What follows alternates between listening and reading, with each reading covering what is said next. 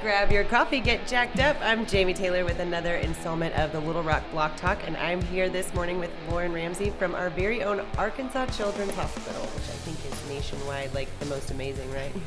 Yes, absolutely. Definitely. Welcome to our show. Please tell our guests your name, who you are, what you do, and how you got here. Perfect. Yes. Well, my name is Lauren Ramsey, and I am the promoter for Arkansas Children's Nutrition Center. So what we focus on at the Nutrition Center is moms and kiddos.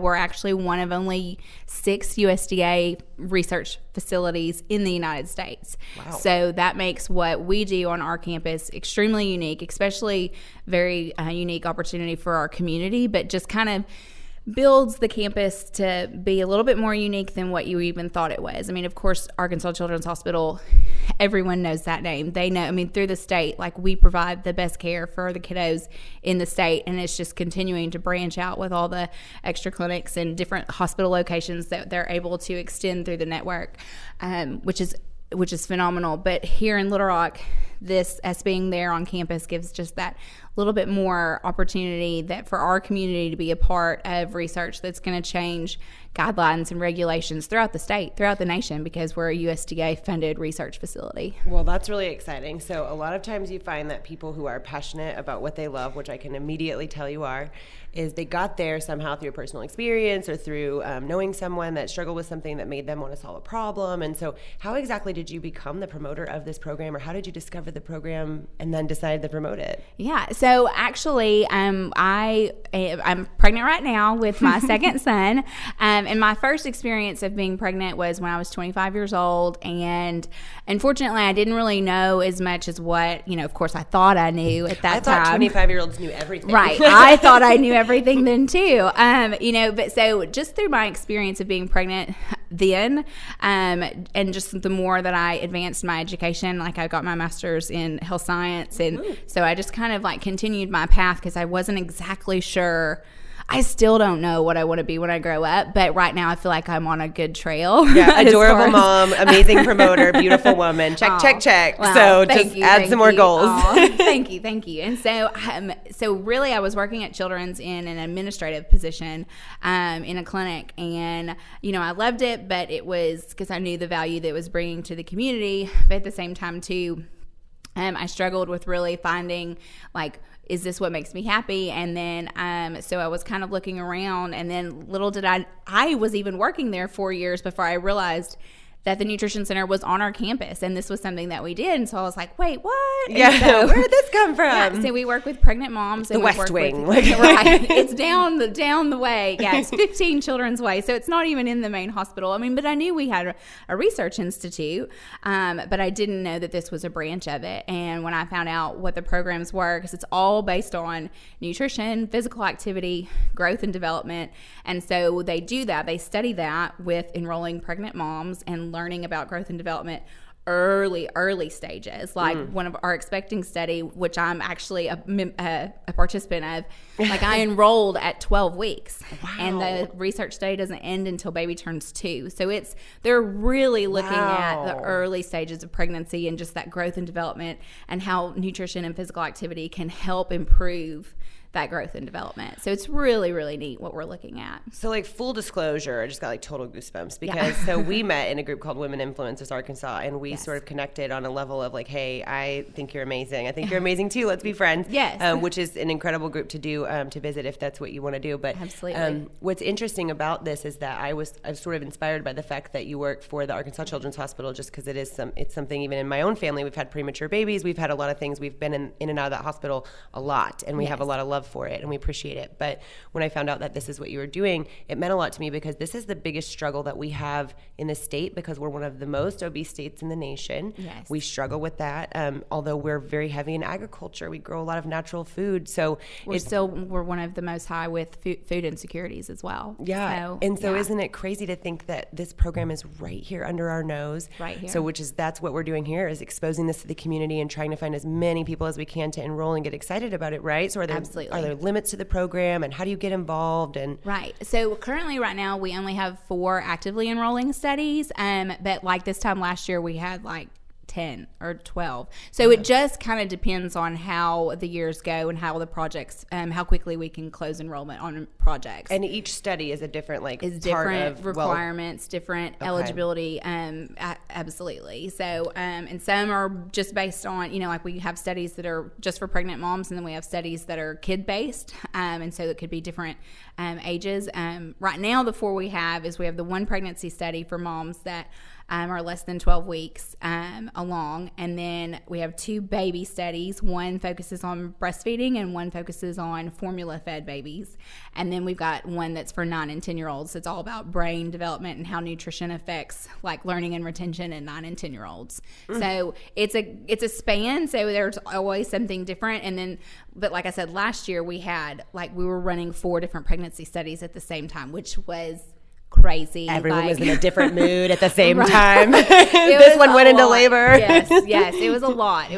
And of course, we're still running those studies. It's just the enrollment aspect of it is closed. And the good thing about like our community is, there are a lot of people that do know about us, especially moms, and moms are really good about sharing that word when they find out like, hey, I'm in this program and it's been so helpful. And not only have I learned so much about me and had these extra eyes on me and baby during these early phases, but hey, there's monetary and diaper compensation as well. Like moms share that, which is fantastic because that, it's definitely just an additional, benefit to a mom that's in our community, just to have those extra eyes and ears and everything on mom and baby on growth and development. And our focus is different from what necessarily like maybe your OB or your pediatrician is really going to look at. I mean, we're really looking at when we take food records, we're looking at, the different aspects of growth and development and how nutrition plays that huge role in that versus,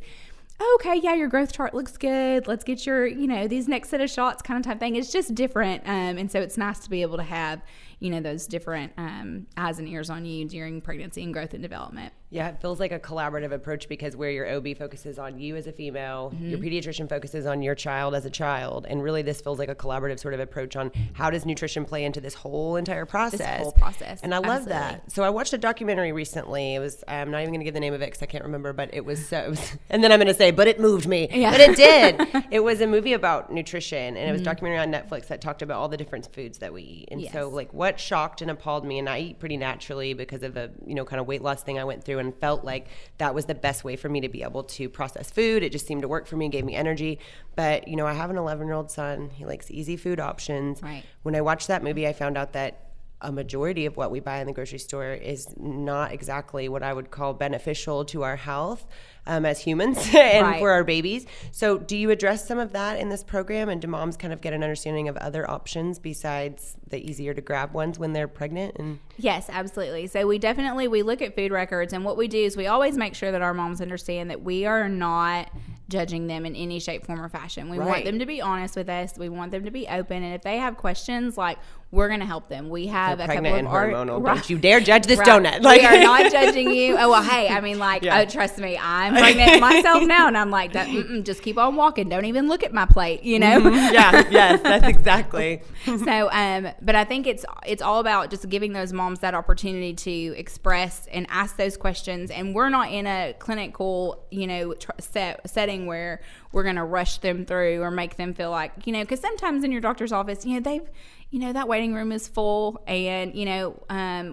each research assistant is assigned to a study each day or a visit each day. So you've got their 110% attention, and they're going to give you that time and energy and effort. And I think we do a really good job of being able to supply moms with the tools that they request, and ask for. I think one of the biggest things outside of just some of those like food questions that we get as far as like, okay, well, the processed versus, more organic. Of course, we're going to tell you, okay, like if you really want to try to, watch what you're doing, like maybe shop more in the organic section. You're going to have better options there. There's going to be less processed and all, those little parasites and all those things that you're going to have just a better options there in that organic section of Kroger or Walmart or something like that.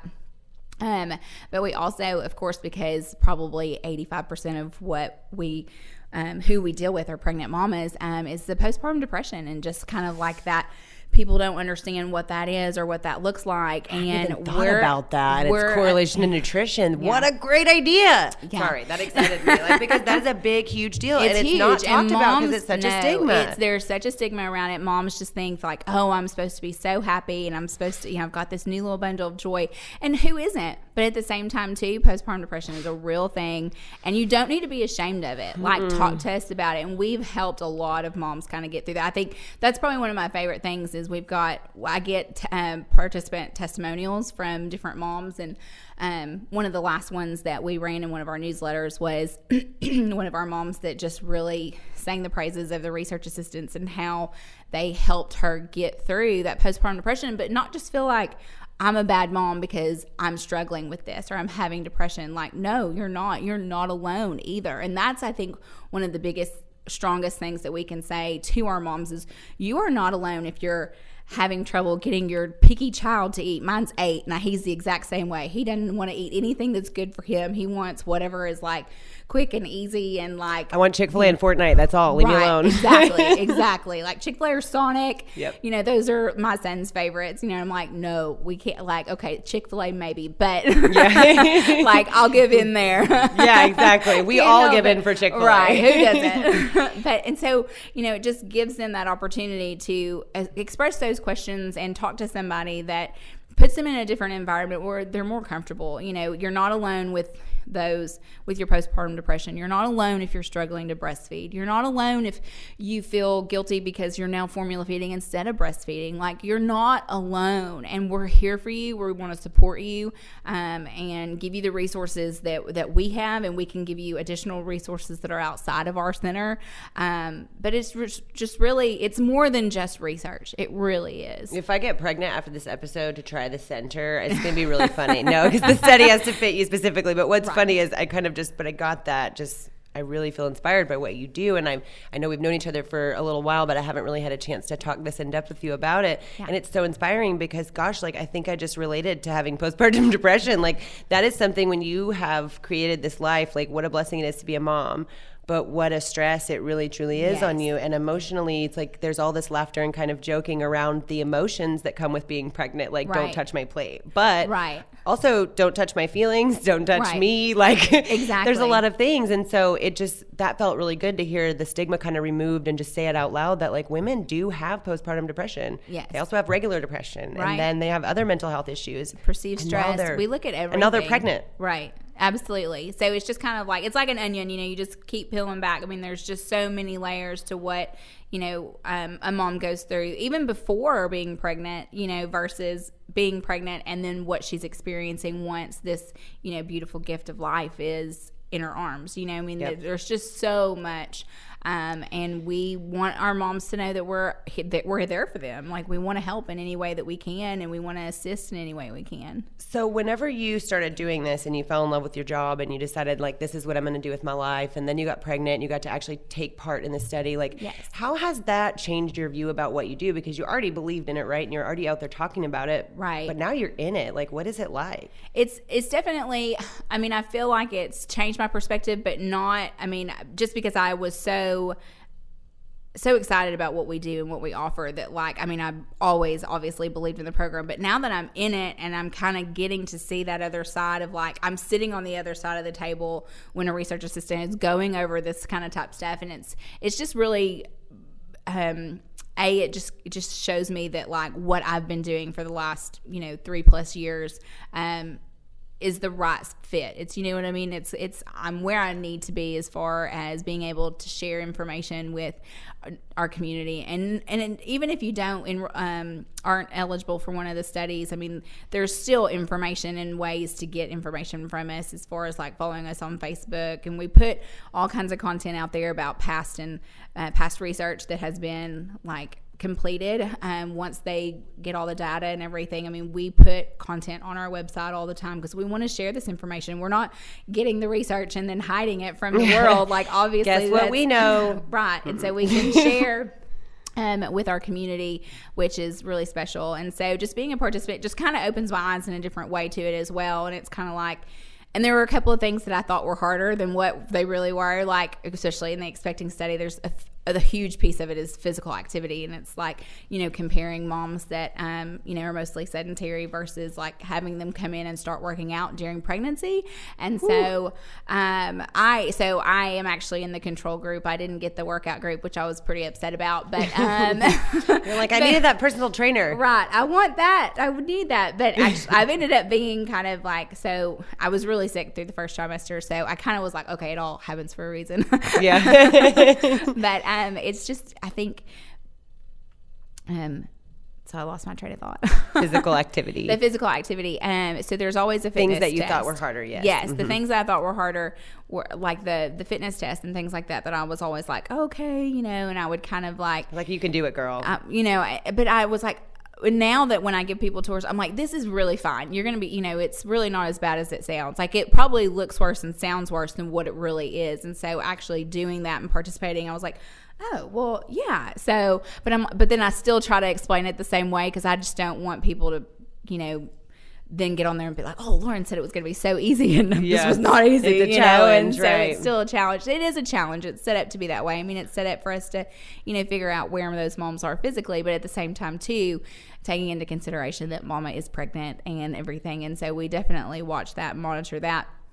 But, I mean, it definitely helps me explain it a little bit differently, having then actually been in their shoes and been on, actually in the assessments versus, just watching an assessment. Yeah. So. I think that's great. It's kind of like if you had never been pregnant, it would be a totally different experience trying to talk about this. And I know, like, for me personally, I'm like flashing back to being pregnant as we talk about these things. Yes. It's not something I've ever talked about for 11 years. I was young, and so I've just never talked about it again. Right. And it's interesting when you said peel back the layers of the onion, I started thinking, yeah, because pregnancy's got like a billion layers. And isn't there like some sort of, you can't just like start randomly exercising like really hard when you get pregnant, or you can't just like immediately shift your diet, right? So this kind of all has to be transitional, right? Yes. And so that's why our personal trainer that works one-on-one with the moms that get the exercise group, I mean, he takes that fitness assessment that they do at 12 weeks and he actually builds their workout around where they are. So it's not a research where like all of our 12-week moms start at the same spot working out and end at the same spot. It's completely catered to that mom individually and where she is in her physical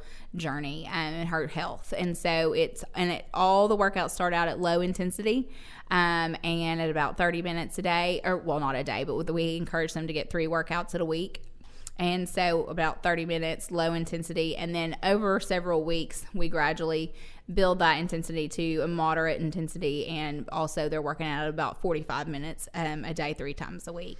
So, but it's completely structured and catered to that mom individually versus like, typical research, you think, okay, well, everybody's going to start here and stop here, and that's not the case, because obviously these mamas are pregnant, and the good timeline's here. Right. And the good thing, too, is we have, like, the smart gym technology, and so Alvin can set their entire workout before they ever even come in, so that when they're actually in that day, the little key that goes in the kiosk, like, runs the workout. So, like, if he wants them to increase speed or incline or something, he's not having to do that and take his focus off of mom. He keeps his focus on mom the whole time. Like, he is, or she is, his number one priority when she's in there working out, because obviously, there's 2 of them working out in there. Yes, exactly. And so it's just nice the way that they have it set up to be able to really give that mom that attention and focus that she needs during those workouts. Well, one of the reasons that I wanted you to come on the podcast is because I do see so much value in what you do, but also because the whole purpose behind why this podcast was created was to add value to this community and to kind of showcase how Little Rock actually, for me, I like to say Little Rock is the new big thing, the next big thing, because this city has just so much potential and it's thriving with so many small businesses, so many women-owned businesses, so many minority-owned businesses, and so many opportunities for the people that live here. Mm-hmm. So when we talk about opportunity in Arkansas Children's Hospital and having this research program and being a USDA facility, what could you give, as far as our listeners are, what can they do to get involved in these kind of programs? And what exactly, I guess what I'm trying to ask you is Arkansas Children's and this program, is specific to Little Rock, Arkansas, correct? One of Correct. 6 people or 6 places. Right. So that being said, like, what is that value to our community, and what other benefits can we see from that area? Yeah, absolutely. So like I said, yeah, the USDA Center, we're one and only 6. We are one of only 2 that focus on pediatric, nutrition and physical activity. So that's us and Baylor. There's 2 places in the entire United States. So yes, it is extremely unique to our community and such an opportunity for them to be able to partake in research that, like I said, is going to affect, guidelines and regulations that are coming down, the path later on. Yeah. We can affect change, and we can help a mom later on if you're willing to help us now. Yeah. And that's huge, for moms to be able to have that opportunity. And not just moms, like I said, we do studies with babies and kids as well. You mean help you by getting free education about my life as a mother and my child's nutrition? Yes, absolutely. Seems like kind of a good deal. Right, absolutely. And then just the way that we can affect change Right. For moms in the future. And I think that's one of the biggest things that kind of affects me, is just to know that, like, everything that I've been through with my last pregnancy and then versus this one, and just everything that I know now versus that I didn't know then, I was like, every mom, I don't care how old she is, every mom needs to know what I know now. Yep. You know what I mean? Mm-hmm. She doesn't need to wait to be 33 and, have been through this once. Like, every mom should have Boom, that this was me. I'm 33. I've been through this once, and I need more information. Right. I think that if I would have known when I was 25 what I know now, that pregnancy would have looked so much differently. So Right. much differently than what it, what it ended up looking like. I mean, I think just reaching out to us, you can check our website. So all of our currently enrolling studies and just information about our staff, our center, like just our research and everything is all on our website, and it's long, but it's our name. It's www.arkansaschildrensnutritioncenter.com. But you can also follow us on Facebook. Same thing, Arkansas Children's Nutrition Center. They're at Facebook. And then you can email us and call us. You can call our center directly at 501-364-3309. If you're a little apprehensive and you feel like a phone call is a little bit much, you can email us. But yeah, definitely check us out online, and then, or just call or email us. Email is acncstudies@archildrens.org. And so you can reach out in any way. I'm on the recruitment team, and so it's typically one of us that answer the phone and that can just kind of go through the spill of like what all is available. There's other studies that are available through the Research Institute as well. And so we can definitely keep moms in the loop of other opportunities that maybe there's not anything with us right now, but there might be something with them. And we keep a database. We send out a quarterly newsletter. Like, our moms just like to know, anytime we have new research or anything that's developed, or just to like, hey, like, here's a great new recipe to try. Like, that's what we do. Like, it's on our website. It's on especially our Facebook page. We put a lot of content out there as far as like, we have a What We Eat Wednesday segment that a couple of our RDs do, and it's always really neat because I'm like, they're so creative with food, and that's not my background and not my specialty, and so I love being able to see what they post each week to tell us, like, here's 101 million ways to like make a sweet potato. You know what I mean? Oh, I discovered recently that if you put on Facebook as your status, what do you do with your sweet potatoes? I'm out of ideas. 75 ideas. Oh, wow. I Nice. was shocked, which Yeah. that's definitely more, but yes. So that's really important to me too, is making sure that our listeners know that they can come directly and find this information out, but also knowing that they can go to a place that is going to be nation renowned. I mean, it's going to make Right. decisions, I'm assuming, in our healthcare moving forward. And so Yes. my really like last question for you that I'm sort of burning about is, with healthcare in the situation it is in our country, and watching all the things that are following that and the trends behind it, how does the Nutrition Center fall into place? Like, meaning, is it funded by government programs? Is it funded by insurance? Is it funded by individuals? I mean, how does that all work? And how do you, like, I guess, what does it cost, or is there a cost? All of that. So there's absolutely no cost to be a part of it. We don't even take insurance information. All of our research is completely 110% funded through our USDA partnership with the USDA and the ARS, the Department of Agriculture. So everything is 100% covered. We do have other like NIH grants and things like that, but it's all grant funded, like 100%. That's amazing. So there's no cost whatsoever other than your time, and then that's how we try to compensate basically your time that you spend with us with the monetary and the diapers. So This is so amazing because I feel like you guys are taking moms in Arkansas with this totally forward-thinking program, and you're allowing our state and our women here to be empowered to learn more about their health and their position as mothers, and then they're able to raise stronger children in a stronger community. And the whole thing is sort of like starting right at when they're born, Right. allowing us to have a community that can really learn about ourselves and grow. And like you just said, no cost, in fact, monetary benefit to be involved in a program like that. Right, absolutely. So if you could give any advice to an expecting mom right now who is struggling in the area of nutrition, or maybe struggling just with the whole thing and doesn't fit in a study, I mean, what kind of advice would you give them as far as getting involved later? I mean, maybe they'll sign up for the newsletter, but what kind of maybe encouragement or advice could you give to that mom who's just kind of struggling? So I think because right now our only study is pretty narrow window as far as pregnancy goes, and there are a lot of moms that like want to be in our studies that we just don't have anything open for right now. I would just tell them the biggest thing is just remember that you are not alone in this. We are all in this together. Like, you're not going to find a mom that is not going through the same thing you are, or something very similar. Just reach out to your friends, reach out to your community. Just know that, like, at the end of the day, like, you're not alone in this. Like, no matter what you're feeling, no matter what you're going through, whether it's a struggle with, nutrition or postpartum depression, or just kind of not knowing what the next step is. There are so many resources that are available, not just through our center at the Nutrition Center, but at the hospital. There are lots of resources, the social workers.